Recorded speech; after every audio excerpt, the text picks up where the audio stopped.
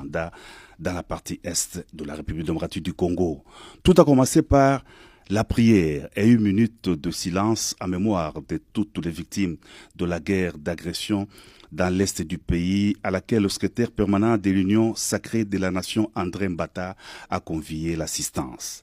Dans son adresse, le président de la République, haute autorité de l'Union sacrée de la nation, en a appelé à la prise de conscience collective face à la guerre d'agression, à ne pas être distrait par des querelles intestines.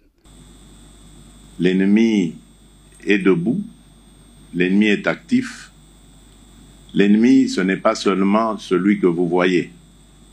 D'ailleurs, ce que vous voyez n'est que de l'agitation. On a pris quelques esprits faibles de nos compatriotes et on les a placés devant pour donner une illusion de quelque chose. Mais je peux vous dire ici que cette illusion ne restera qu'illusion.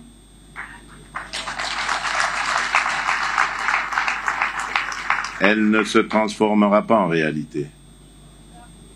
Parce que nous n'allons pas perdre ce combat. Je l'ai dit depuis le début, croyez-moi, je le maintiens. Le président de la République a lancé un vibrant appel à l'unité nationale. Nous appartenons tous à notre pays, la République démocratique du Congo, a dit le chef de l'État. Et de poursuivre, la RDC mène le combat sur plusieurs fronts diplomatique, militaire et politique. Sur le plan diplomatique, la RDC enregistre des victoires. L'on doit continuer à fournir des efforts, à rester vigilant et actif, a dit le président de la République. Sur le plan militaire, le chef de l'État, commandant suprême des FARDC et de la police, a rendu hommage aux forces armées loyalistes. Il a réitéré sa détermination de monter une armée d'élite et d'assurer la prise en charge des hommes des troupes. Enfin, sur le plan politique, le président de la République a déploré le silence de la classe politique congolaise face à l'agression de la RDC. Parlant du dialogue, le président de la République a indiqué qu'il a toujours tendu la main pour un dialogue constructif, un dialogue de responsables permettant le développement de la RDC, mais pas un dialogue avec des pantins. Le chef de l'État a salué la prise de position actuelle de la communauté. Pour que les deux pays, les deux peuples soient en paix. Mais Kagame n'a pas voulu. Kagame n'a pas voulu la paix. Kagame ne veut pas la paix. Mais j'ai rencontré Kagame. N'a proposé pas solution. N'a continué même na EAC pour la paix. Pour la paix, n'a continué ça Congo. Tout ça dira membre de EAC.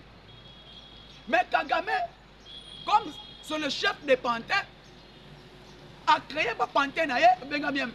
Alors président lobby, ce qui toque ko solo la na M23, c'est humiliation totale à la République.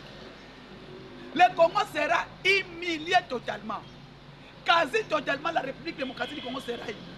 Alors, tous les voies qui amènent la paix, je suis disponible. Wana Makombo, Oyo, Ngana Luka qui président Aloba. Alors, Yami Balé, président a qualifié Union Sacrée hypocrite. Le titre de l'émission, Bravo Tshisekedi qualifie l'Union Sacrée les hypocrites. Pourquoi président Tshisekedi a qualifié l'Union Sacrée les hypocrites? Parce que l'Union Sacrée, tant que il y a un poste ministériel, un poste Assemblée nationale, un poste tout, l'Union Sacrée va tellement qui mututu alobaki. Mais elle est comme un moment oyo, République est comme une habitumba, l'Union Sacrée est l'obité, l'Union Sacrée bakanga munoko. Personne n'en parle. Message à soutien quoi y? Message à unité dans l'Union Sacrée et quoi y? Demande des personnes battent les minakats de l'Union Sacrée. J'ai vu la bravoure de notre ministre Verbem Transport Jean-Pierre Bemba. Jean-Pierre Bemba qui s'est levé à Tamboli partout pour faire un message à cohabitation, à coalition, un message à unité et sensibilisation à la jeune bakota armée. Tolandi Jean-Pierre Bemba, président félicité Jean-Pierre Bemba, président a félicité Jean-Pierre Liaou, président a félicité Guy Luando, président a félicité le premier ministre. Aujourd'hui, l'Union Sobatika na Union Sacrée, Batika li ba pantin ba lobakate. Ils sont restés passifs. Mais sauf Jean-Pierre Bemba, Liaou, Premier ministre, Kaikwamba, Kilwando. Et ça, au moment de la crise, moment de Bitumba, Batelemi pour accompagner mon Konzamboka. Et les autres, Batikali, poste ministériel, poste boye, mandataire. C'est ça le président de la République, à mon akango malamouté, na kati ya Union Sacrée. Alors l'Union Sacrée, ça les maquille. Pour la vision ya mon Konzamboka. Vision nini, to travailler na unité, to tombola mboka na biso, c'est ça l'Union Sacrée. Mais aujourd'hui, on est surpris, depuis que la guerre a commencé à l'Est, Union Sacrée, personne n'en parle. Ni qu'on sensibilise, ni qu'on téléma, ni qu'on loba, ni même qu'on attaque, les communicateurs Yakagame qui parlent du mensonge. Bien au moment le président ACP là qui n'est en côté. Il a parlé ça de tout son cœur avec le membre de l'Union Sacrée et les dirigeants. Il y a un parti politique, il y a l'Union Sacrée. Deuxièmement, le président Yebisi Bango est token en Angola. L'Angola c'était token de Kosolola. Comment ramener la paix entre les deux pays? Le temps est arrivé, mais Kagame a fui. Pourquoi? Kagame a côté les matins a fixé la mission. Parce que les criminels, c'est lui. Et le président a fustigé le comportement de cas qui n'a pas l'ambassade. Et aujourd'hui, c'est cette communauté internationale, le président dit, cette communauté internationale qui a compris maintenant, qui est maintenant du bon côté de l'histoire. Sache-le, le Kouta est un escalier. Le Kouta est un ascenseur, vérité est un escalier. Kagame maintenant est bloqué. Kagame est bloqué pourquoi? Parce que les Américains vont démontrer confiance dans Bango et pas Tshisekedi. Les Américains, c'est clair, leur personne, leur soutien, c'est Tshisekedi. Depuis le mandat Trump, les gens parlaient, Trump, les Rwandais, tout. Je l'ai dit. Sache-le, Tshisekedi, dès le début de son mandat, il y a Liboso, premier mandat, il a été toujours soutenu par les Américains. Alors les Américains ne lâcheront pas la RDC. Pourquoi? Parce que accord à l'Obito, projet à l'Obito, c'est les États-Unis. Ce n'est pas l'Angola. Projet à l'Obito, c'est les États-Unis. L'Amérique veut contrôler les minéraux. Et les minéraux stratégiques à monde. Alors les minéraux stratégiques à monde, c'est les minéraux qui sont dans le sol congolais. C'est les minéraux qui sont dans le sol congolais. Bokoye Bango, Deuxième Guerre mondiale, ce qui l'Amérique a gagné, c'est grâce à matière première et dans la RDC. L'Amérique a gagné la Deuxième Guerre mondiale grâce à la matière première et dans la RDC. Et ça la bombe. Bombe, ça la sophistique. Bombe, ça la makambo belé dans le niveau monde. Et cette bombe est matière Hiroshima. Et ça bombe, et ça uranium est dans la RDC. Depuis ça, depuis là, l'Amérique a l'ingakate pour échapper au contrôle de la République démocratique du Congo. Le contrôle de la République démocratique du Congo, l'Amérique a continué à tous les pays d'Afrique, sauf l'Amérique qui aura des difficultés pour arracher, pour laisser la RDC. Pour attirer la RDC et ça passe. Et maintenant, vous allez voir, Donald Trump a vu avion à Yewapi na Angola.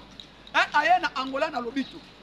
Administration Trump va y par rapport à la situation politique et situation sécuritaire. Où est-ce que les RDC? Ceux qui peuvent signaler le protocole d'accord voilà na RDC. On risque. On va humilier comme les Congolais ont humilié Emmanuel Macron. Alors tu risques d'être humilié. Tu seras le premier président des États-Unis. On va humilier par les Congolais. Alors, sur ça, mieux vaut descendre à Angola. À partir d'Angola, rencontrer Tshisekedi. Tshisekedi qu'il vienne dans Angola, qu'on a parlé de ça dans Angola, qu'on signe les accords dans Angola. Sur ça, beaucoup de lancement de port à l'Obito, investissement à l'Obito, il y a milliards de dollars. Le président de la République, Tshisekedi a proposé dans l'Obito, dans contrat à l'Obito. À ABC Bango, vous êtes venus ici. Pendant que vous minéraux et où dans la RDC, de réunir l'océan Atlantique à l'océan Indien. Réunir l'océan Atlantique à l'océan Indien, à partir de Port Lobito, je n'ai pas un problème. Mais il y a un problème qui se pose. Mais les minéraux sortent de l'Est. Les minéraux sont où à l'Est. Et où à l'Est et Bimaka. Et ça la transit boy. Et ça il faut parler du coltan, il faut parler du lithium, il faut parler de tout. il faut parler de castérite. Surtout, il faut élekelanzela haut. Tolingi traçabilité à ba minéraux surtout. Ça sera bientôt contrôler tous les minéraux. Les Américains ont compris la vision de Tshisekedi. Les Américains vont comprendre. En bon, parce que les minéraux est raison de la partie là-bas. Il y a à partir clandestinité, moyen est à la contrôler exactement. Alors minéraux tous les matières premières doivent quitter de l'Est. Passer par Kalemi, Kalemi est Kasumbalesa, Kasumbalesa Lobito et Bimi. C'est ça que nous voulons. Pas question Yanni, mais au moni. Plan wana Tshisekedi apesaki. Idée wana Tshisekedi apesaki. Ba américain ba komaki ba appréciaki yango. Alors, de omoni Air Trump à côté va présenter ba dossier tout. On a présenté à Donald Trump tous les dossiers. Trump a coûté Minango, il a étudié. Après étude, Fachi a proposé. Sur ça, nous voulons la paix. Nous voulons la paix à l'Est. Comme nous voulons la paix, Tolingi que tous ces groupes armés et Kanama. Par groupe armé, nous sommes Tolingi en côté. Tolingi to travaille na bino na niveau ya kimia. Parce que ceux qui kimia ezali, to ko développer ba pays na biso. On va développer les États-Unis, sera développé, le Congo sera développé, l'Afrique sera développée. Congo batozana ba minérango. On n'a pas des usines, on n'a pas des industries. Mais qui fait ces minéraux, c'est vous. Alors Tolingi, ceux qui ont besoin na niveau ya kimia. Besoin na niveau malamu, et bi mapen na niveau moko ya malamu. Des propositions mokonzamboka asalaki. Tant après cette proposition les Américains, ils étaient d'accord et ils ont compris ce que Tshisekedi veut et ce que Tshisekedi veut que pour l'Afrique. Mais au moins, accord de l'Obito, Air Trump a vu ailleurs, a étudié parmi les dossiers pour étudier la maison, la table de Maison Blanche, a moni dossier à l'Obito est intéressant. Si le dossier à l'Obito n'est pas non, il faut revoir et appeler encore cet homme qu'il vienne aux États-Unis. Toi solo là, toi et Banini Tokosa. Moment je vous parle. Oh bah évitez, ceux qui vont comprendre ce qui s'est passé dans les Nations Unies, dans le Conseil de sécurité. Conseil de sécurité, premièrement les Américains vont sanctionner James Kabarebe. Les Américains vont sanctionner porte-parole M23. Les Américains ont sanctionné les sanctions ciblées et ils ont donné à Kagame 7 jours de plier bagage à l'est de la République démocratique du Congo de quitter. Abibisa ba militaire naye, abibisa ba tourner nyon surtout dans l'est de la République démocratique du Congo. Lobby tolani administration Trump. Administration Trump qui dit à tous les Américains qui sont au Rwanda de quitter les Rwandais. Mais ici, l'administration Trump et le Bini, ils ont faux fouillant. Trump a Tikali Kolobache à tous les Congolais, à tous les Américains résidents à Kinshasa de quitter Kinshasa. Mais Tolani, administration Trump, vu secrétaire d'État américain, n'a commis Arabe au Moscou, à l'Obini. Tous les Américains qui sont au Rwanda, de plier les bagages, de quitter Rwanda, de rentrer aux États-Unis. Soit de chercher les pays proches du Rwanda, va s'installer d'abord. Qu'est-ce qui va se passer? Tshisekedi a signé accord. Le Congo avec les Américains, accord osé à 30 ans.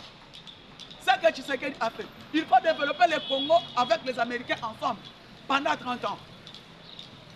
Pendant que Tshisekedi parle, pendant que le département d'État américain a préparé, Tshisekedi faut comme aux États-Unis, pendant que Tshisekedi a signé envoyé spécial na combat Constant Moutamba qui séjourne dans Mali et dans Burkina Faso. Constant Moutamba a rencontré Assimi Goïta.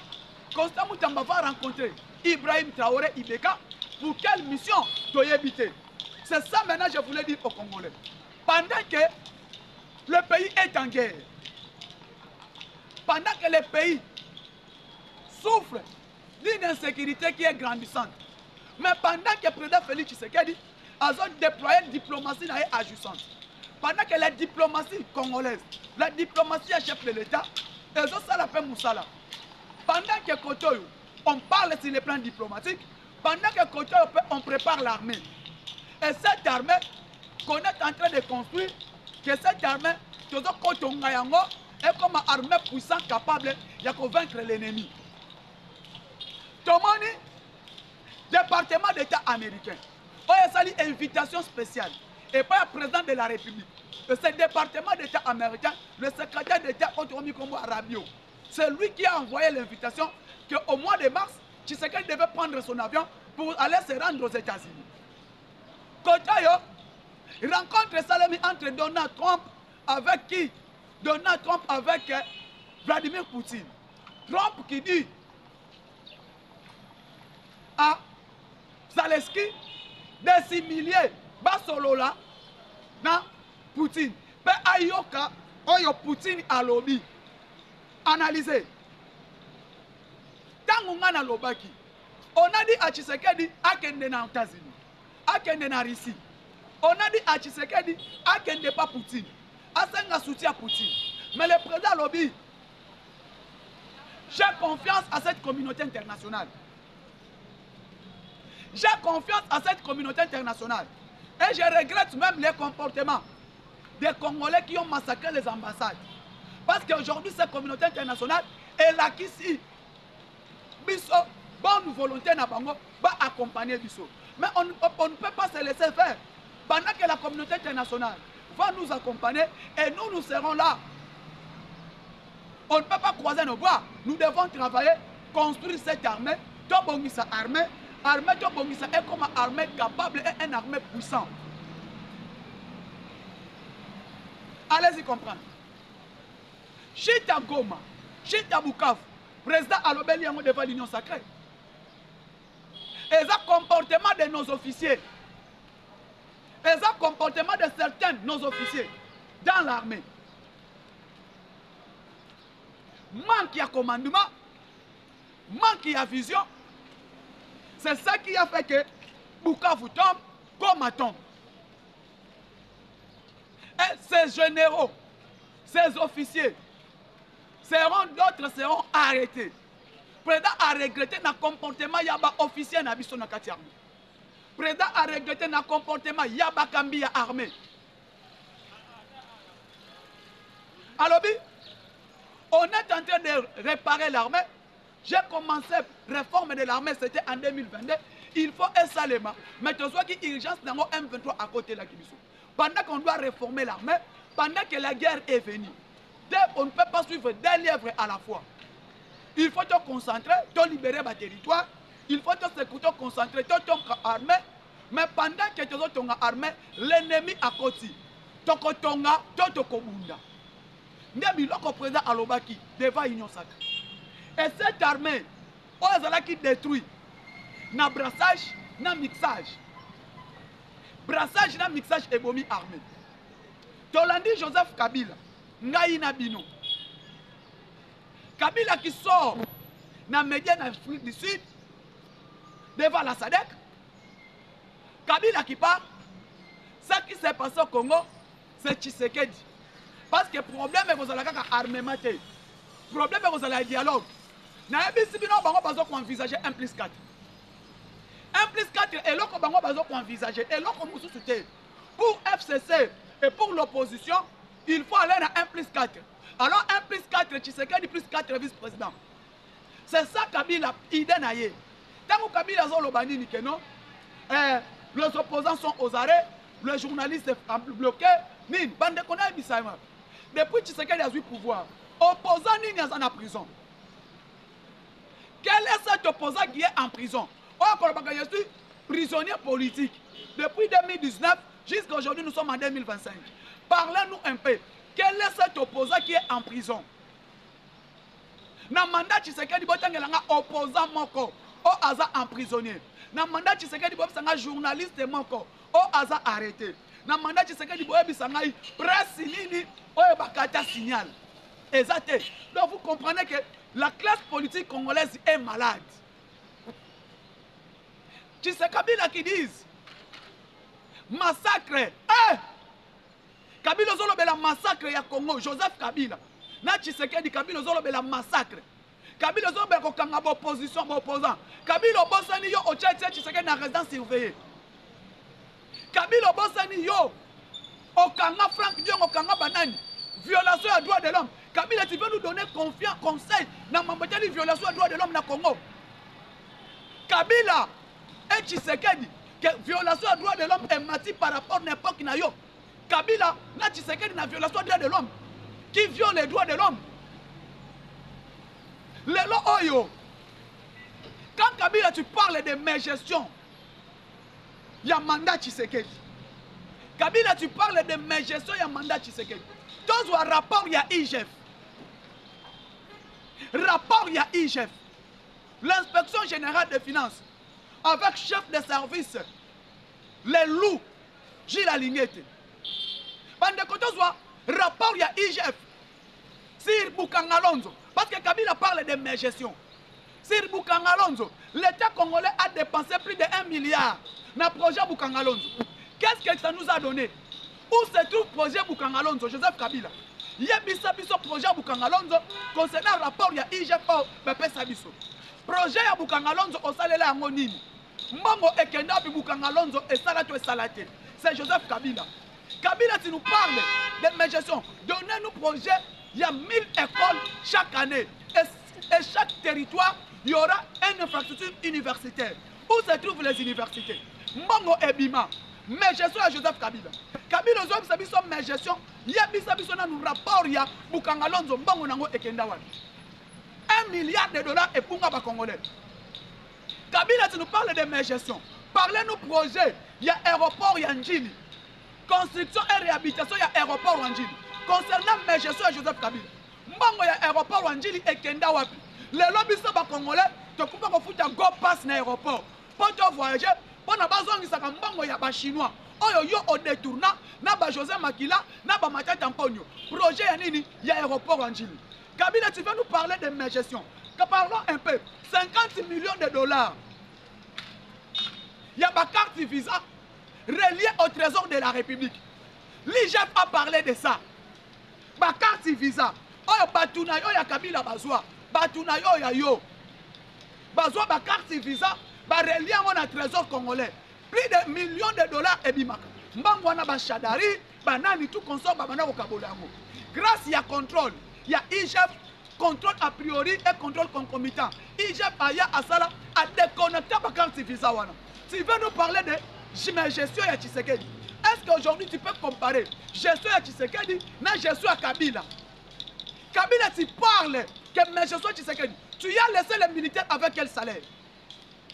Tu y as laissé les policiers congolais avec quel salaire? Tu y as laissé les fonctionnaires congolais avec quel salaire? Que toi, Kabila, tu peux nous donner les leçons à ma gestion. Et puis tu parles de mes gestions.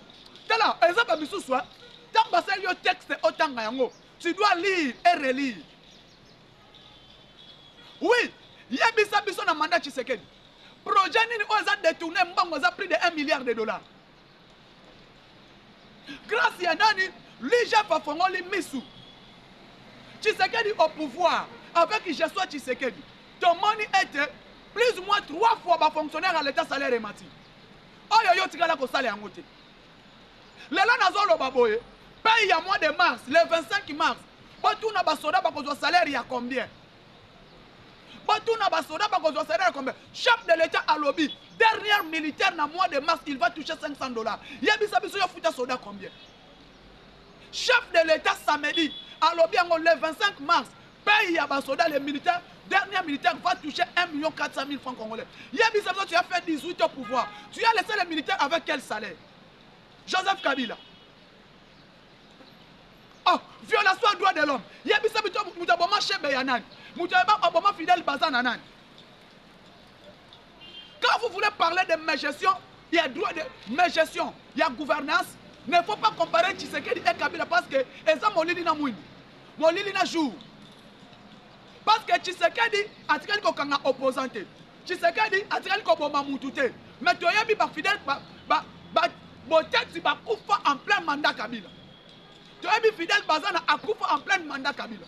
Tu as mis Chebeya à Koufa en plein mandat Kabila. En plein mandat Kabila, tu as mis des armées et Bunda dans Mboka Ol. Alors, tu compares à Kate. Ce qui veut comparer gestion à Tshisekedi, tu comparer Tshisekedi à Poka Kassafou ou Obiso Tozalakate. Tu vas comparer l'incomparable. Tu vas comparer le jour na molini. Bandeko, yango na kina yebisa bino eza makambo mosusu tango ozoloba il faut sala soni ke nga na travailler ki ndenge nini nakambaki mboka ndenge nini oyo azokamba ndenge nini ke omoni ke oui ata bacommunicateur na yo ata batuni yo FCC bakomeli yo olobi ke non nakoki koloba oyo te eza soni. Le peuple est choqué. Le peuple omoni ke ezwi sortie médiatique ya Kabila eza sortie médiatique ratée. Sortie médiatique à Kabila et ça sortie médiatique qui m'ont raté.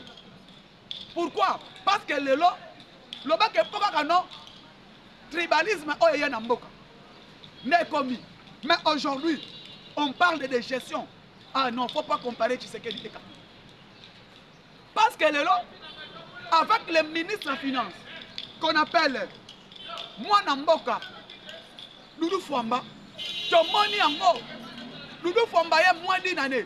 Il a stabilisé la monnaie avec Doudou Fwamba. Moins d'une année, le président PCB d'instruction, Doudou Fwamba, sous l'impulsion du chef de l'État, coordonné par la première ministre, Madame Judith Soumino Toulouka, chef du gouvernement. Afin d'ici politique et monétaire, la situation de conjoncture, Oye Akambaka. Étudier par rapport, il y a diminution, il y a train de vie à l'institution. On doit diminuer le train de vie des institutions pour que, Bamatissa salaire, il y a basoda, na batwa sécurité. Batwa sécurité boyebi. L'armée, la police, DGM, l'ANER. On va travailler en matière de sécurité. Pas matissa salaire na bango, pas bango ne bako protéger mboka. Et puis pas étudier par rapport à la crise autozanyango, parce que recette est kokita. Non Kivu, Sidi Kivu, recette nango zokota na Kinshasa. Ils ont travaillé. Le ministre des Finances, Doudou Fwamba Libota, a étudié ba conseiller naye na batune cabinet naye au travail kanango je salue le conseiller en matière de communication tete je salue le conseiller naye moi na mboka conseiller qui a là na dirkap na cabinet na mobimba on va travailler na dossier wana pour ba trouver compromis nini faut to sala pour stabiliser monnaie pour stabiliser situation de conjoncture et étudier comment ça salaire à basoda. Au moment où je vous parle, le ministre des Finances Doudou Fwamba, après finaliser les dossiers, ensemble à Silici, et en même temps, limitation à la dépense, ordre de mission, frais de mission, voyage, et dépassement budgétaire ici là, exonération aux élèves qui a makasi ici là, pour tout ça, tu loué mbongo, enveloppe loué la défense et match. Après travail, le fils du pays, Doudou Fwamba Libota le Pakebo, il a déposé les dossiers au sein du Conseil des ministres. Le Conseil des ministres a adopté. Le Conseil des ministres est le plus grand institut, le plus grand organe où il décision pour Namboka et Kapam. Tolandi Mokonzamboka. Après quotidien yango, décider soldat Yasuka va foutre 1 400 000 francs congolais le 22 mars. Président de la République, le Conseil des ministres va adopter. Ne homoni, diminution ya salaire. Il y a train de vie à l'institution à 40%.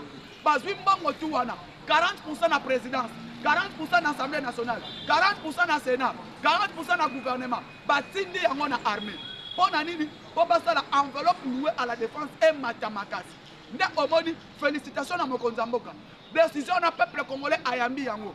Nde omoni, peuple azoko se mobiliser na côté na armée. Malgré cela, l'armée congolaise est oyambaba nouveaux adhérents. Plus de Jean-Pierre Bemba, Guy Mwadamvita, Guy Luando, Josué Nani Oyo, Liaou, ils ont mobilisé la mer Mende. Plus de 45 000 jeunes ont adhéré à l'armée. Mbalamoko en moins de 2 semaines. Bravo na Mokonzamboka, bravo na Bakambi Mboka, Bayenyo surtout. On va travailler na compte, il faut soutenir Mokonzamboka Mboka na biso et Kende Liboso. Tokutani Mokolo ya lobby, merci beaucoup Nico Romeo, ciao, à la prochaine.